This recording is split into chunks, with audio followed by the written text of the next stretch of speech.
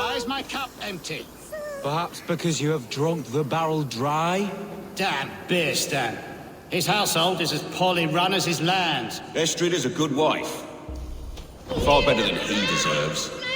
Lord, Ah, a heroic-looking Dane in our midst. I am looking for Beerstan, the alderman of this shire. Our lord is not at home, but his wife is receiving visitors upstairs, in her usual fashion. If you speak with her, pass on that we've run out of ale. You would say that, Adrian. Your wife acts like a sow in a skirt. My sweater run is a worthy woman, you coxcomb, but she's an excellent cook. You're fine, there's the truffles. If Birston does not return soon, wine will not be the only thing. If Birston does not return soon, wine will not be the only thing.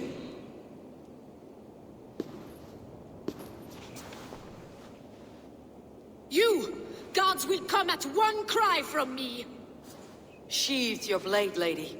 I am Eivor of the Raven clan, here at your husband's request. Another Dane. I am Estrid, wife of the Lord of Essex. As you may have heard, my lord is not at home. I am weary of rounding up Saxons. Is your husband stolen, drunk, or wayward? He'll be stalking the woodlands today, hunting game and ignoring the vital affairs of Essex. One such affair is why we called for you. If I can find him, I will remind him of his duties. Ah, such would be a miracle. His favorite haunt is southwest of here. The lavender fields there attract the prey, God help him. With luck he hasn't been eaten, but I will return either way.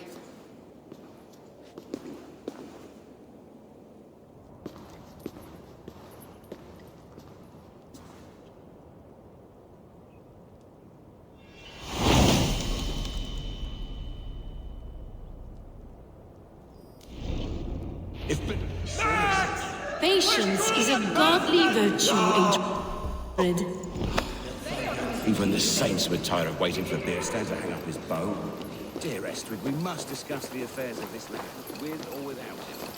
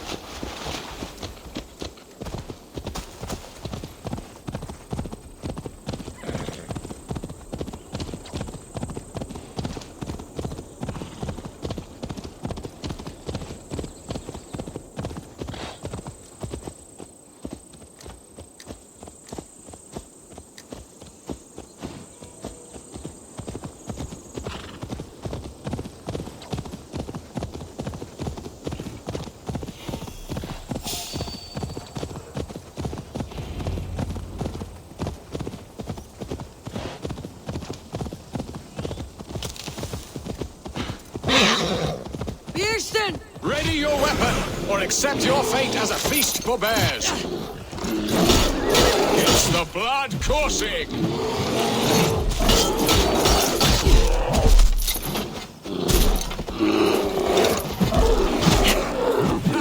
We'll fight to the death, worthy one.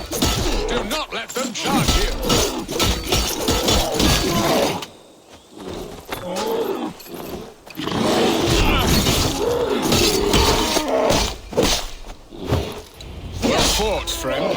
I would not have survived this ambush without you. You have my gratitude to stumble upon me in my moment of greatest peril. Perhaps you were God sent. I am Estrid sent. Your wife and the Thanes of Essex both want your balls on a blacksmith's anvil. When do they not? You could return and report that the savage Claw took me. Poor Beerstan, his exit pursued by a bear. And make the beast Lord of Essex in your stead. No doubt my Estrid would prefer his velvet paws to my calloused hands. So, who are you? A sellsword?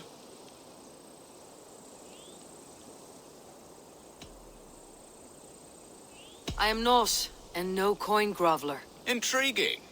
We Saxons hear only that Danes and Norse are ferocious barbarians, all teeth and claws, with little subtlety or wit.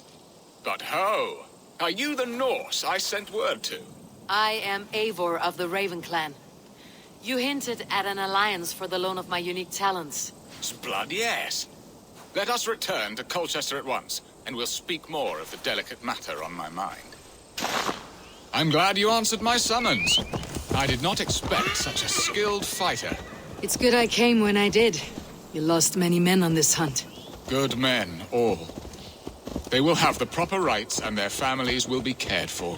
Your people sacrificed much for your sport. They did.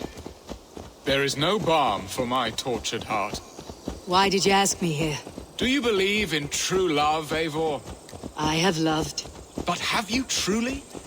Has a longing burned in your breast, a sweet, lingering pain, paralyzing you with its sting?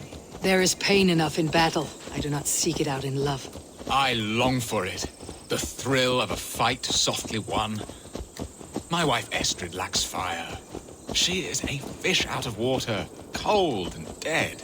She showed great passion when I met her, keeping your things in check. Oh, they love her, it is true. Some with too much devotion. And I have not been a good and attentive husband. I have always been a plucked goose in matters of love. And a piss-poor ruler to boot. Strong must be the hand that steers the ship, Beerstan. My hand would rather tug the catgut of a well-crafted bow. My eyes narrowing. To cloak myself here. Aye, a crown sits heavy on the head. Then let us run wild and free in the woods as the wolves do. Live on our wits, prowl and stalk and feast. You have a romantic way about you, Beerstan. Do not fret. My guards will not worry you when we are together. You mismark me if you think I'm capable of worry. Have you built your city in the ruins of another? No, these builders are lost to the annals of time. Far advanced of the Saxon hovels of wattle and daub. I have ambition to build a great palace myself, with mosaics and balmy courtyards. What stops you? That which stops all but the most creative minds. Coin, imagination, talent. And your people? Is Essex happy? That is a question I never really pondered. I suppose they are. I hope they are. Alfred believes I rule like a chickless hen, flapping and squawking over nothing but the farmer's dinner. He interferes. No, he disapproves. Is that not infinitely worse? Look, we are nearing my hall. I must face the wolves at my door before we discuss your favor to Essex, Abel. It may be I can speed your business along.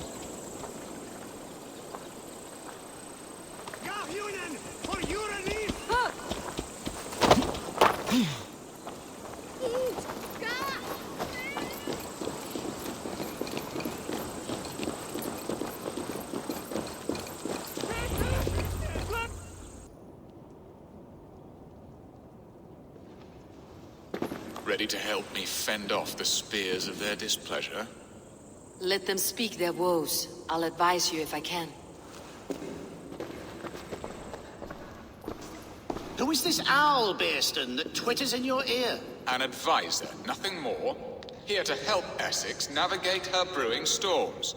Now, my dear brethren, Adrid, perhaps you will start us off. What troubles you?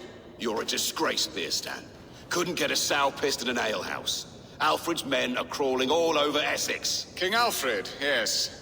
Though it is within his right, The constant presence of his men is certainly an issue.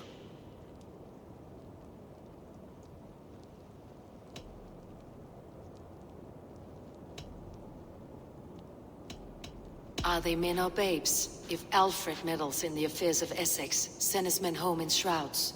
Ah, we should challenge his right to rule. Was not Essex once a thriving kingdom of its own? We should fight, yes, fight! And you, Wyatt, what do you say? Your preparations for the Lammas festival. How can you think of spending so much coin when your people are starving?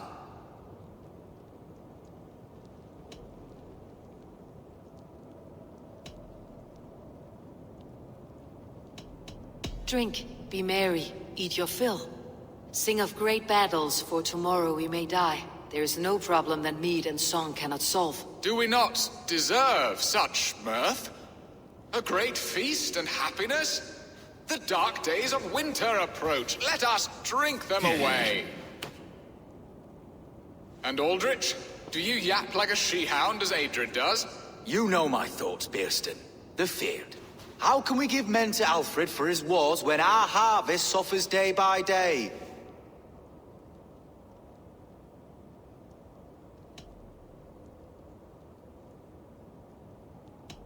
Beware of sleep on a witch's bosom, nor let her limbs ensnare you, for she will not bring an early harvest. Bosoms, that? No. I'm afraid I don't know what that means, Abel. There! Have I not answered all your questions? You are a stain on this Shire, Beerstan. Useless. Useless. That's right. Yet still you haunt my hall. Be gone! I haven't time for your squabbling.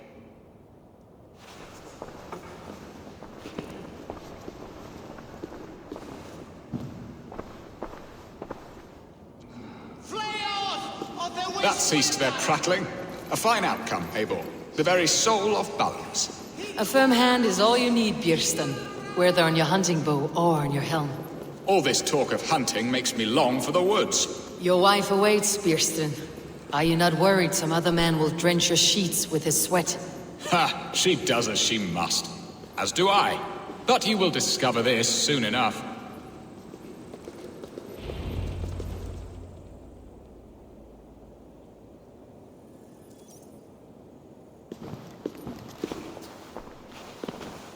You have done the impossible, Dane. Returned my errant gander to his coop. My pettish love. Such a stormy countenance clouds the sun of my return. Your thanes drank the ale the abbot gifted us. All of it. Now that is a tragedy my heart will not easily overcome. If he looked at me with the same affection he shows for hunting deer, our marriage might have survived.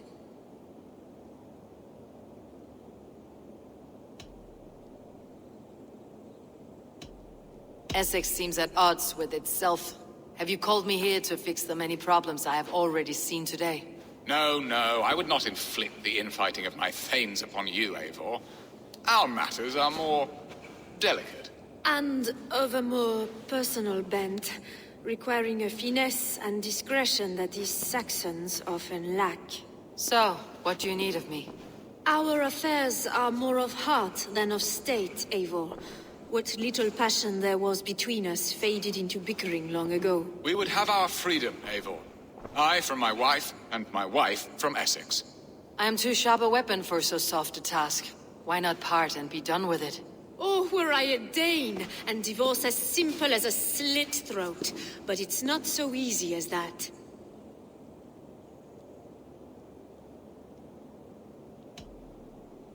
Does your god not allow husbands and wives to part? Our god, our king.